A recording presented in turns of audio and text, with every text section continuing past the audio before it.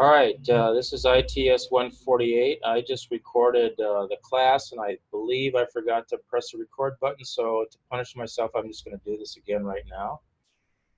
Today I went over slides, the Chapter 12 slides, and so let me share my screen right now, share it.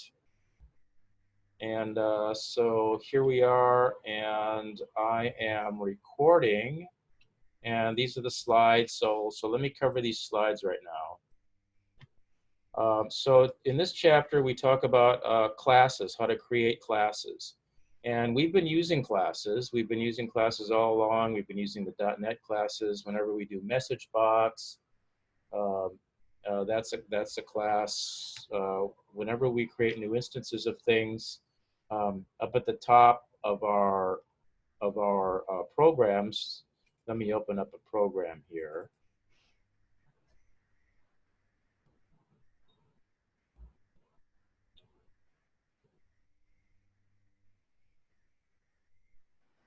Let me just close this, start over again. All right, this is a program that we're going to have to create. Let me open up this one.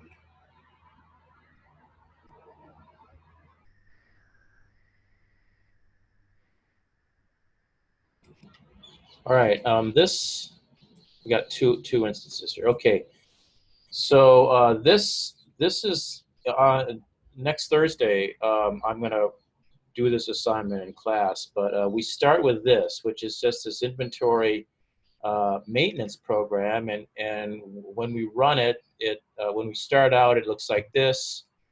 There's this form and there's this form. This is the form to add a new item. This is a form which lists all the item, allows us to delete items. The actual program running looks like this. So we have, you know, these inventory products. We can add a new one, save it, adds it to this list. We can delete an item, click delete, and it deletes it out. We can exit, and we see there are several files here now. We're doing several files.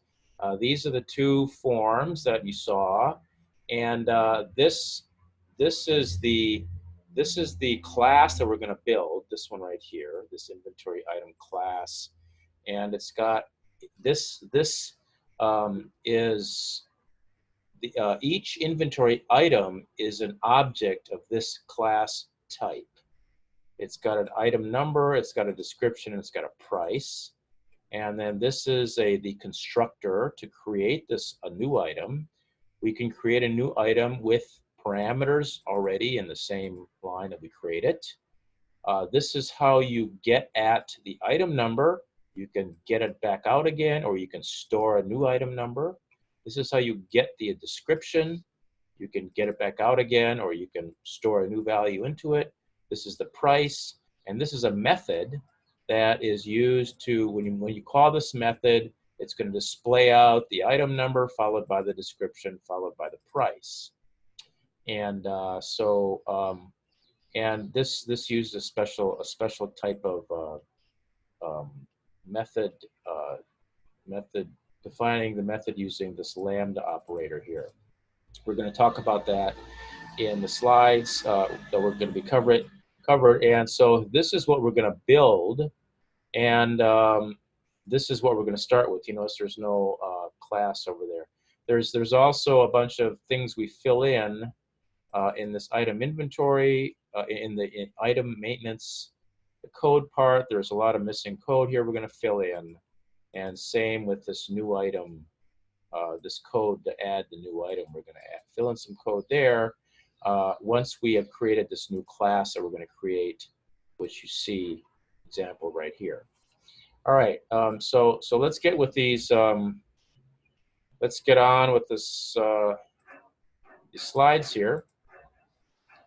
So we're going to learn about, given the specification of an application, how to create classes, how to decide what kind of classes to create.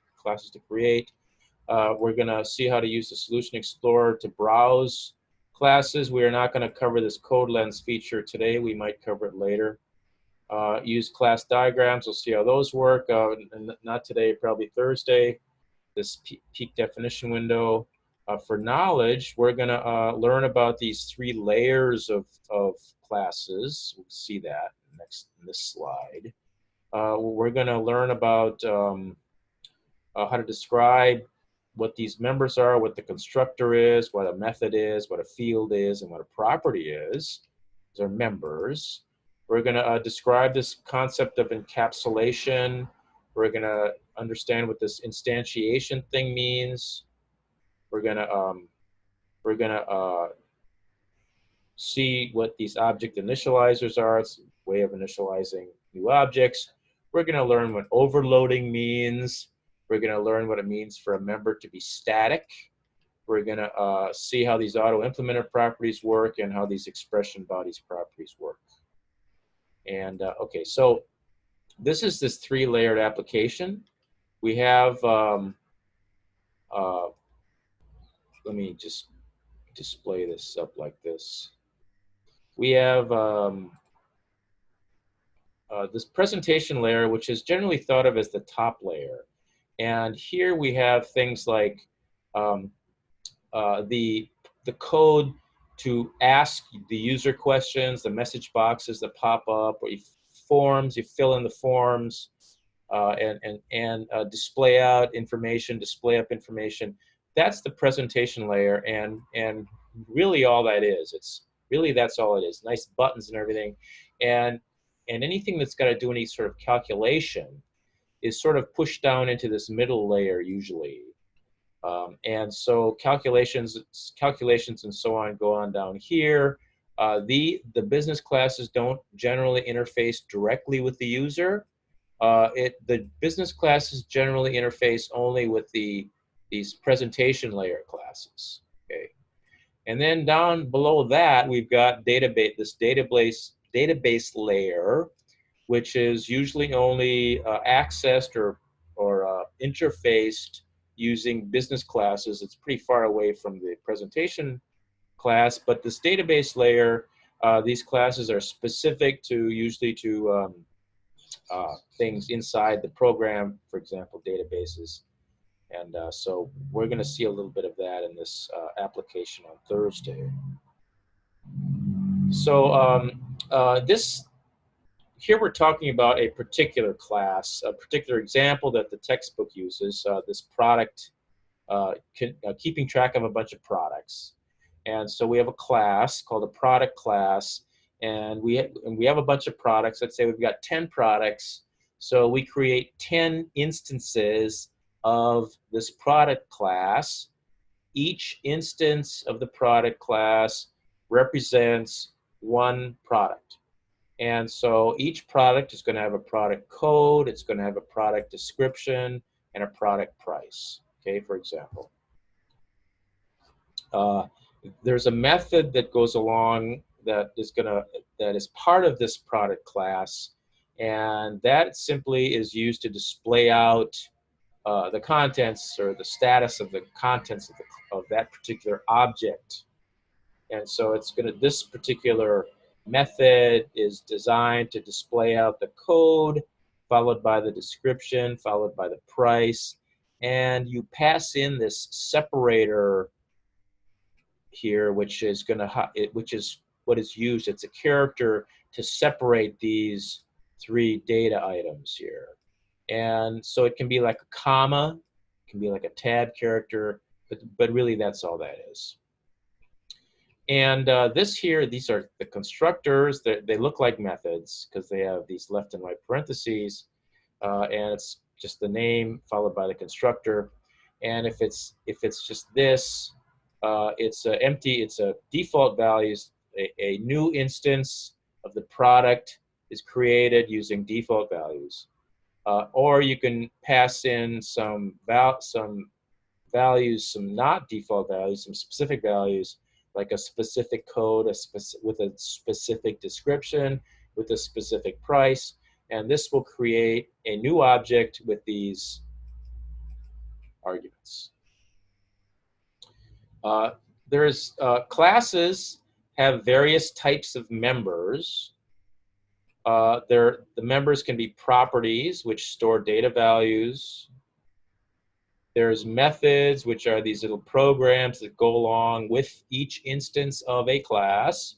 Methods are only operate on the properties within that particular instance of the class.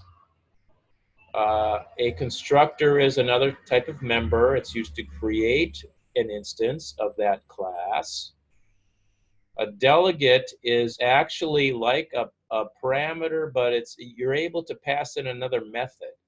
So you can have a method which does some stuff, and as an argument to this method, you can pass in another method, and that's called a delegate. We know about events. Events signify some sort of noteworthy event that has occurred, and it usually it can invoke a method, or which we call an event handler. A field is like a property, except for it's declared at the class level. A field is assigned a value often when the object is created, and it exists throughout the life of the object, whereas a property may not exist throughout the life of the object. And you'll see how that works. And a constant is simply a constant, which is assigned a value at the very beginning upon the object's creation, and it can never change. There's an indexer, which is a special type of property where if the class represents a collection or a collection of objects or an array or whatever, you're sometimes able to access individual indexed items within that collection, and that's what this indexer is for. And there's operators, which are special types of methods that are infix. These infix operators, which can be defined beyond what is defined defined by default with the language. And then you can have classes within classes. An object is a self-contained unit that has properties, methods, and other members, all the members we talked about. And a class, once we define a class, there's a bunch of code in there. Code defines all these things. And then the class defines what an object is, and then we use the constructor to create an object of the class type, and that's what creates a new instance of it. You can create many instances of the same class. You can create 5 of them, and that's creating 5 objects, and each object is of this type class here. We have an object is an instance of a class, and the process of creating the object is called instantiation. You're creating an instance of a class by instantiating the class. Nice fancy multi-syllable word, which doesn't mean much more than just creating an object based on this blueprint, class blueprint. Encapsulation is a concept whereby we are encapsulating or grouping up a bunch of properties inside the class. They're all defined inside the class with this code. There's a bunch of properties, bunch of methods, and all that. And by putting it all inside of this one class definition, that concept is called encapsulation. We encapsulate a bunch of things into one sort of unit. They all are related to each other and not related to anything outside the class.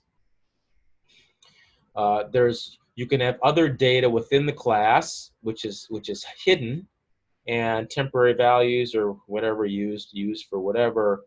And so these data values are typically encapsulated within the class. And although a class can have lots of different kinds of members, as we discussed earlier, most of them just contain properties, methods, and constructors. So here's an example of this product class. That's defined in the chapter of the textbook. It's similar to this inventory program that we're going to be writing that I showed you earlier. It's very similar to it, but in the chapter itself, the scenario is a set of products, and so this is an example of a product class, and it just describes, it's a template for a product. Okay, this template is going to have a code, a product code. It's going to have a product description. It's going to have a product price, very similar to the inventory program. And so that's that. And then you can have, this is a constructor for creating a new instance of the product. And when you use this constructor, you create a new instance of the product, and it doesn't contain any values. So it's all the default values of these. And we'll see what the default values are later, but there's probably null strings or 0. Or you can use this constructor. It's the same thing. It creates a new object of this type. But you also provided values for the 3 different properties. So you provided with a code, you provided with a description, and you provided with a price. Here we're assigning it. So in this case, this constructor is going to be passing in these values here, and this thing assigns this value using this assignment statement and to this value. And this is not clear yet because we haven't seen the rest of this class. The rest of the class are these called accessors. And this is the accessor for the code class, or for the code property. This thing and this thing refer to this. This is a private field, and so to assign this a value, you use this accessor. You use the set of this accessor, and you pass in a value, and it assigns it to the code. How do you pass in a value? How do you use that accessor? This is how you use that accessor. Okay, so you say this dot code. What you're doing is you're calling this accessor, accessor,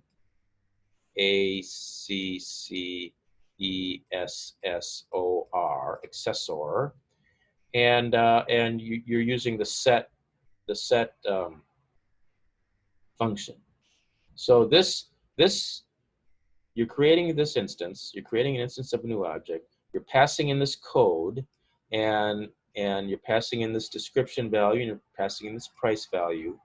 This assignment statement takes this code by way of this accessor and assigns the value, which is this value, to this code field, which is this code field.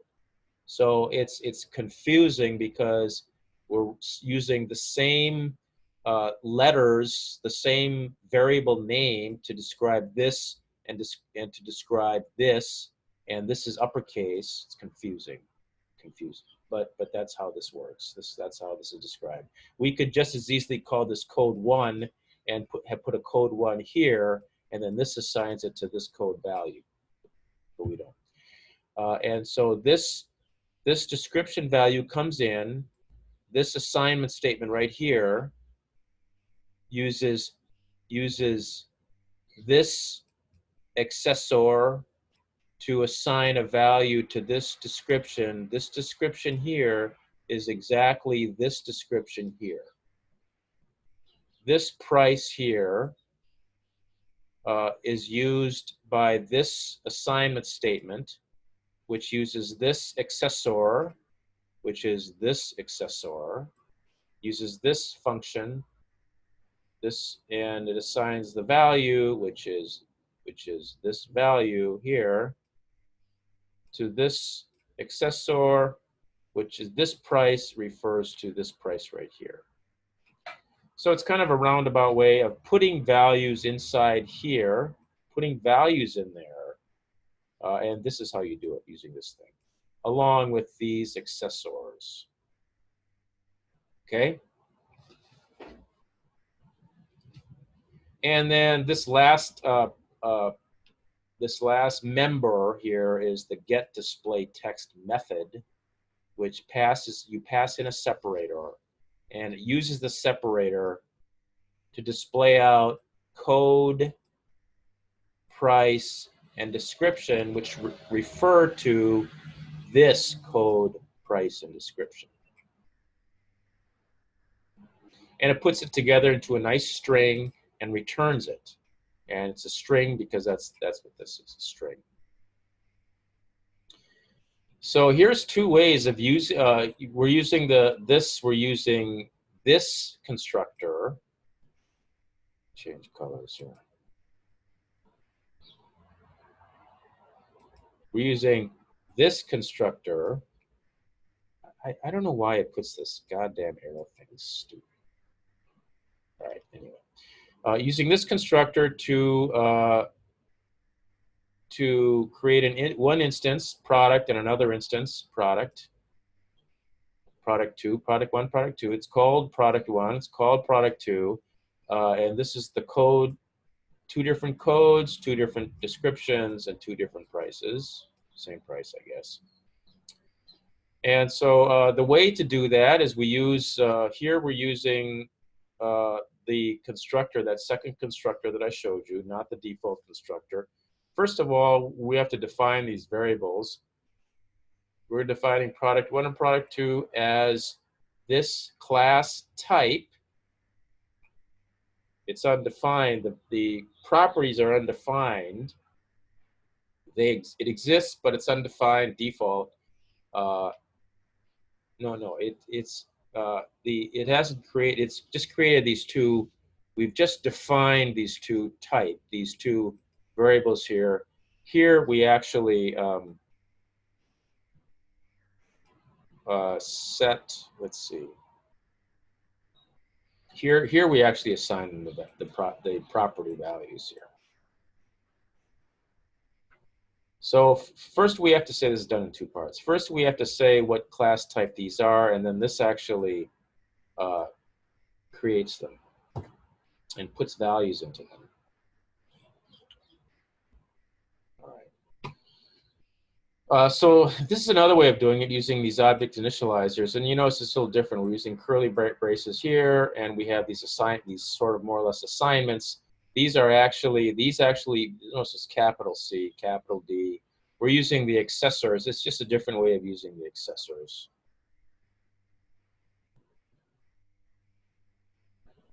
All right, and this is how you create that new class file.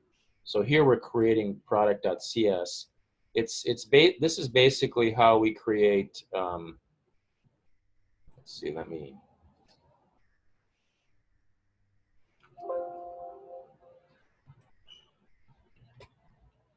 In here, when we create this inventory item, we're doing this. Here we're starting out. We create we can do right here, we can do right click, new, or add a new item or a new class. The slides use this new item. This thing pops up. We click on class, and instead of calling it class1.cs, we're going to call it INV-ITEM.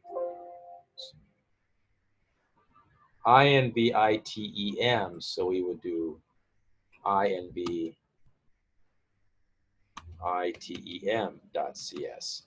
And this creates the class, you see. Looks just like this. And so going back to the slides,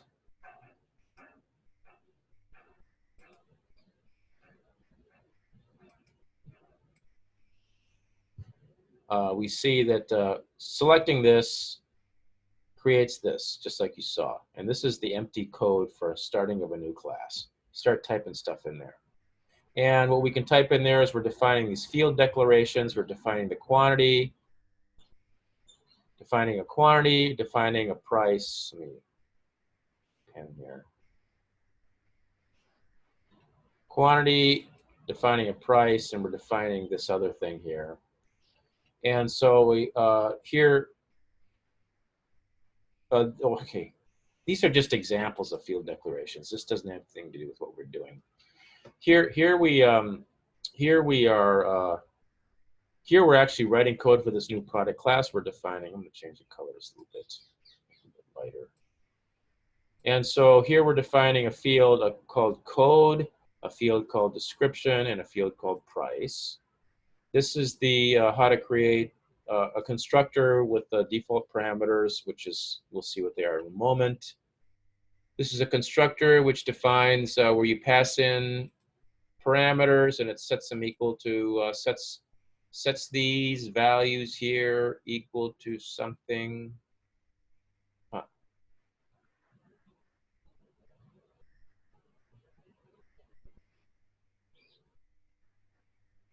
These should be lowercase. This should be lowercase. All right.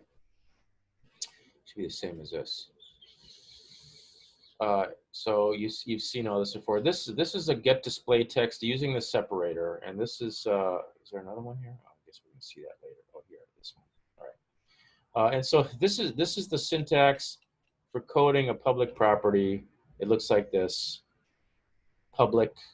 It's the type. This proper name we should capitalize, and then there's a get and a set. If we're gonna be able to read and write, we have both a get and a set.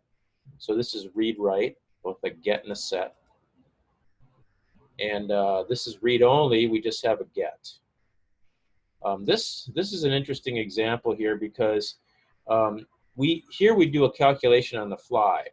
So it's like a property. Discount amount is a property. That would be using this code right here. Was it just this? No, I'm sorry. It's not this. So this is a property. It's a read-only property called discount amount, and what it does is it takes whatever the subtotal has been calculated to be. It's not. I don't see it here. And it multiplies it by this discount percent, whichever, that's not here either, but this is a different example. And then it returns the calculated value, you see. So it's like a method. It looks just like a method because there's a calculation that goes on. We're calling this get method, and it does this calculation, and then it returns this amount.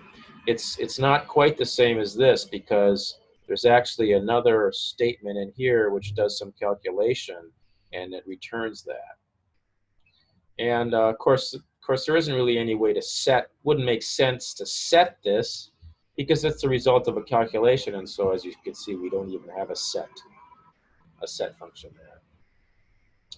And here's an example of a statement that uses uses the set. Here we read in a product code from the user, and we set it. We set the code property, the property called code to that. And here's how you get it. It's on the right side of an assignment statement. This implicitly uses the get function and gets the value out, returns it, gives this thing a value, and that gets stored into here. For coding a method, this is how you do it. You have the word public, you have the return type. You've seen this before. The name of the method, and then possibly a parameter list. Here are the statements. And so here's an example. This get display text is an example. And here we're passing in the separator, and here we're using the separator to display out the code, followed by the separator, followed by the price in currency format, followed by the separator, followed by a description here. And this is an example. Here we're defining it, what overloaded means. It's a second version of this method. This method is different. It's got a different signature. It does not have a parameter. And so when you call get display text this way and you don't include a parameter, then it uses this as a default. You know, so sep's not down here. It replaces sep with this default comma space. So this is what overloading is. It's you have a defined method here, but now you're going to overload it and sort of make a different new version of it. They both work, but it's like there's two different methods with the same name. It's slightly different because this one has a parameter, has a single parameter. This one has no parameter, and that's why you can do it. That's how it distinguishes between the two. If you use it without a parameter, it's going to do this code. If you do it with a parameter, it's going to use this code. Here's statements which call this method, and this is going to just execute the code. It's going to call the first one using a tab as a separator, and it's going to calculate. It's going to compute this, evaluate this, and it's going to return it. And so it's going to be set equal to this text here, text property of this label. Or if you call it this way without it, it's not going to, it'll end up calling this one here, no parameter, and it's going to use commas. So that's what's going to be returned here, you see. Here IntelliSense shows you how IntelliSense helps you out. Okay, constructors. This is how we create a new instance of a product without any parameters, so everything is defaulted, and we'll see what that is in a moment. Here is a way to create a new product where we pass in these arguments. We pass in a code, we pass in a description, we pass in a price, and this code here is what sets values. This sets these passed in values, assigns these properties to those values using the accessors. So here's an example of a constructor that just has one property, or it passes in one parameter, and that's just the code. So that gets set, all right. Okay, here.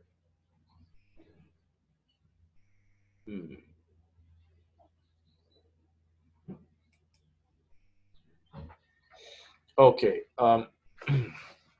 here we are calling this, we are using a method in this product DB class. We haven't even talked about this product DB class, but with this product DB class is a class for accessing the database, and this will pull out the data for a product. This is going to pass out it's a product. We're creating a new object.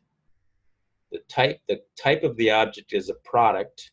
So this variable P is a product, and that product has got all the members that a product has. It's got a code, it's got a description, it's got a price, and that's what this that's what this returns. This is going to return an object of this type with all that, and so this method here gets the product with this code. It searches the database, finds the product with this code, and it's got this code, and it also grabs out the description that goes along with the code, grabs out the price that goes along with the code,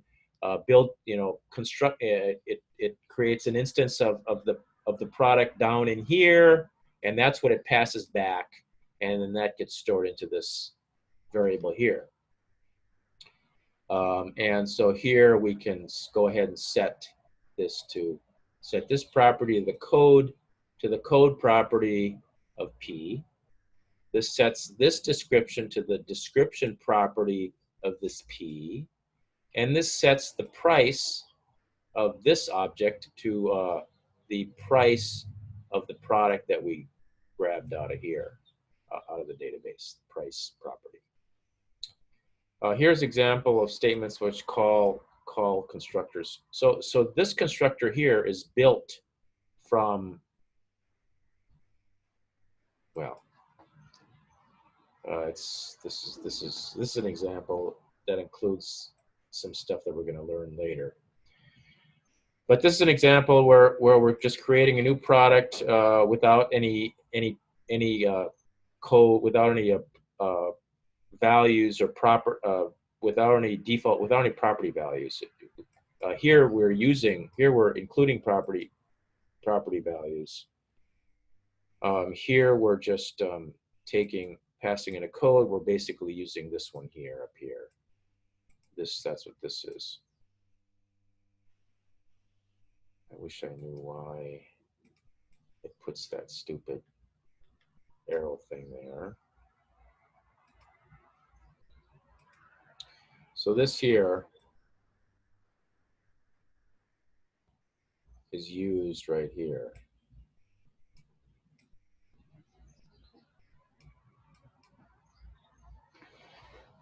These are default values for these instance variables. I've been talking about this. For all numeric types, unless it's defined, it's going to be 0. For all Boolean types, unless it's defined, it's going to be false. For characters, unless it's defined, it's going to be null. With objects, the whole thing is going to be null. And for dates, unless it's defined, this is the default date, which is a nothing date. Here's an example of a class that's got static members. With a static class, you don't need to create an instance of it. You don't need to have a constructor to actually create an instance. You can just start using it using this name. If it's not a static class, then you create an instance of it with a new name like product 1 or product 2. And then the way you access the members of that newly created instance of that class, you access the members by saying, for example, product1.code, product1.description.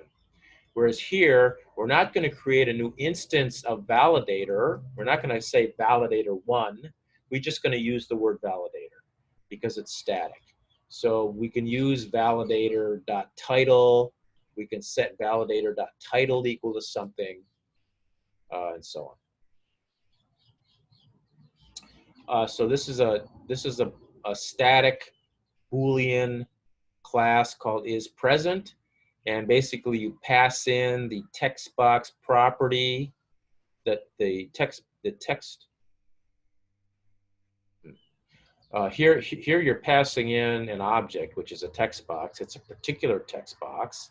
We're going to call that text box this, lowercase, and here it looks to see if the text property of this text box is empty. If it's empty, it's going to pass back false. If it's not empty, it's going to pass back true. And so when we use isPresent, because it's static, we do not need to have a constructor which creates an instance of it, and then we use the method or whatever of that instance of this object. We don't need to do that. We just use the whole thing itself. We just use the class itself. We use just the name of the class. And so here's an example. See, we're using just the name of the class. We didn't have to create an instance of it. We just used the name of the class because it's a static class. And we're able to use the isPresent method of this static class to test to see if this text box is empty or not. Here we use it again to see if this text box is empty. Here we use it again to see if this text box is empty. The way this works, the way this if statement works, is if any one of them is empty, then it's going to return true. If none of them are empty, it's going to return false. So up at the top, the using, all of the usings up at the top, we say this and we're able to use it. All right, here's this product maintenance form that we've been talking about. This is, we've got these text boxes here, these text boxes. That's this one. This is the new product form, which is this thing. And we've got this, this text code control is going to be used for setting this property. This is going to be used for setting this. This is going to be used for setting this. And so this describes the code property as a string which contains the code. Description property is a string which contains the description. The price property is a string that contains, or is a decimal value which contains the product's price. And then we have this extra method here, which is we use to display out, what the product is. Constructor, default constructor. This is the constructor if we want to set the properties, initialize it with set properties. And this is this in this product DB class here, which we don't have to understand how it works now. We're going to learn about this later. But there's two methods. One gets all the products, returns a list of all the products, and this one you pass in a list, and it saves them, saves all the products. This looks like this. And this validator class, there's a title which is used to display the title bar, and then these are the methods. I think we've seen this before. Here's code for this product maintenance form. Here we've got, this is the main form, the first form, the original form that's got that big text box on it. Here we're defining a field which is a list. It's a list of products. We have to have a class. We have to have defined a class called product. And this is a list of products, and and the name of that list is this. And when we initialize it to an empty list. This is the load handler for this. So when this form loads, it does this stuff. It goes to this product DB class. This is a static class, so we don't have to create an instance of it. We just use it. And it goes out and grabs all the products, returns a list of products, stores it here in this list, in this empty list. And so now I have this empty list, and then this thing, this is a method which is called to fill the list box full of these products. And this is in fact that method. And so first of all, there we have the list box that is going to list all the products. The name of it is this. And list boxes have this property. It's a list, and this is a method which is used to clear out the list. The first thing you want to do is clear it out so it's empty. And then this is a loop which loops through all of the individual products in the list. And for each one that we look at, it's called P, one P at a time.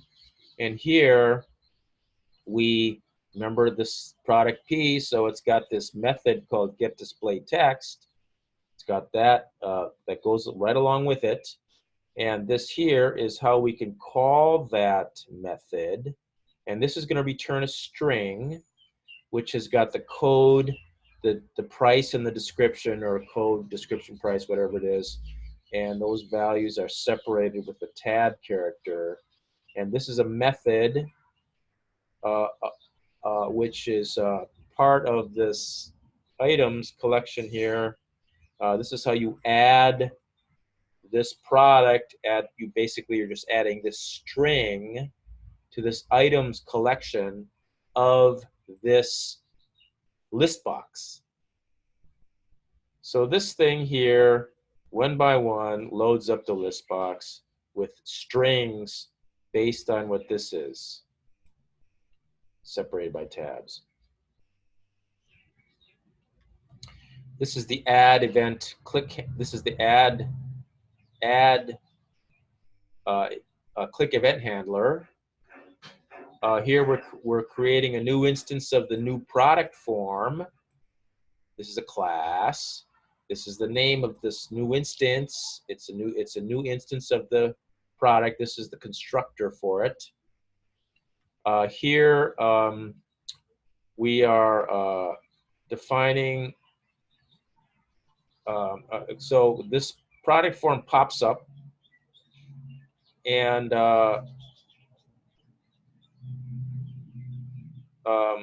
it pops up. The user fills it out. This thing returns this object. It's got all the values in it, and as long as it's got values in it, as long as it's not null, then we are going to add the product to this collection of products, this list here. We just add that object right onto the end of it. Add it onto the end of it. So if it had 5 products, now it's got 6. 6 because it asked the user for a new one. And then, so now this list here has got 6 products in it, and this is going to save that list back out into the database. This is the list that gets saved back out into the database. And this is going to fill the list box again. We want to fill the list box again because it's changed. It's got a new product in it. So we want to display that out. This thing here just asks the user for it, but it doesn't put it in the list. It doesn't put it in the list box. This puts it in the list box. This is what we use to delete. First, the user is going to have selected a product, and it's going to be returned. This is the list box. There's a property in the list box called selected index, and it's going to return the index 0, 1, 2, 3, 4, 5, whatever for that, and then it's going to look and see if it's not -1. If it's -1, then nothing was selected. If it's 0 or more, then that means one of them has been selected. It's indexable, so you're able to get which one it is, Ask, are you sure you want to delete it? Displays out the description. Are you sure you want to delete it? Well, we could display out the code also, but we could display out the price as well if in this message if you wanted to. And then this displays it out, and it puts up a dialog box which has got a button, which has got a yes/no button. It asks the question, are you sure you want to delete this thing? Puts up yes/no buttons. If the button returned is, that's this thing. If the button returned is yes, then it goes and removes it. This is another method in a list box. This is another built-in method which is used to remove something. And then, so once it's removed, you've got to save the list back out again into the database. It saves the whole list back out into the database again. And then it's got to display up the list again. It's got to repopulate the list box because we've got one less product, and we have to show that deletion. We have to show that in the new. We have to repopulate the list box with the new product list, which is the old product list minus this product. This is the exit. So the new product form. It's when the new product form pops up. This thing. This is the definition of it. It starts out by creating a new instance of a product called lowercase product, and it sets it equal to null. And this is the constructor.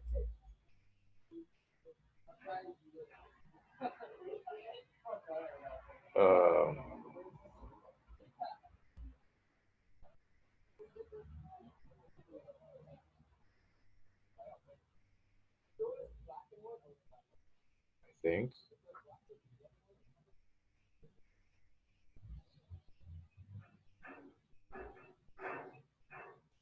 Let me just go back here for a second. I want to check something.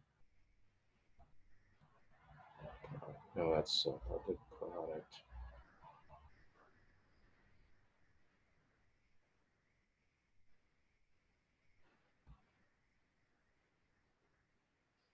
Validate, oh, here. Yeah, this is a constructor. It just shows, it just pops up the dialog box. It just pops it up. And when it's done, when you're done, when you click on a submit or click OK or whatever, it returns it. Returns it back to the caller, which is back here. Returns it, comes back here, and stores it in there. Returns the product.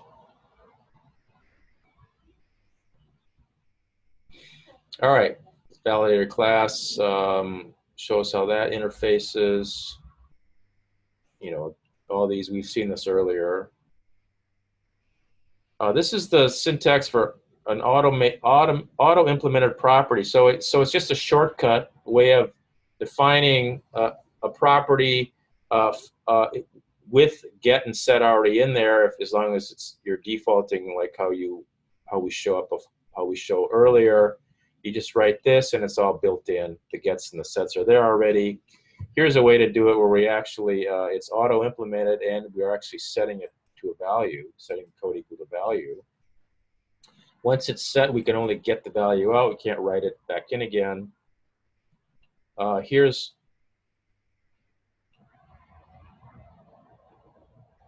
a statement that sets the value of an auto-implemented property by doing it this way. I guess we can set it again. This is getting, but we can set it again this way. And this is how we get it back out again. This uses the get to get it back out again. This is an example of a read-only get, and this is the same thing, but using this expression body to return the result. See here we're returning this discount amount property, which is actually the subtotal times the discount percent. So that's what's returned back. This is the standard way of doing it. This is a new way which came about, I think, in Visual Studio 2015 maybe, and we use this lambda operator. It's just a shortcut way of saying the same thing. There's not much advantage to it. In fact, you can put all this on one line if you wanted to. But you notice here we got the curly brackets, we got the word get, and so on, a couple nested curly brackets. Here it's just sort of more straightforward. You can do it that way if you want. Here's a method that returns an expression. This is the same thing using an expression body. Same thing. You can see that instead of curly return curly, we use lambda and then just the expression here. And same with this display product, displaying the product out. Curly, display message box, and curly. Here we just use a lambda operator followed by the message box definition. And this is live code. All right, we're going to get to, we may cover live code later. We'll look at this class diagram stuff next time when we when we do the assignment, when we do the exercise. And structures, we're not going to do too much with that. So I hope this got recorded. I see there's a recording thing right up there, and thank goodness. So this concludes the lecture for chapter 12. And next time we'll go through the exercise. We'll do the exercise. And so we'll see you then. Thanks for watching.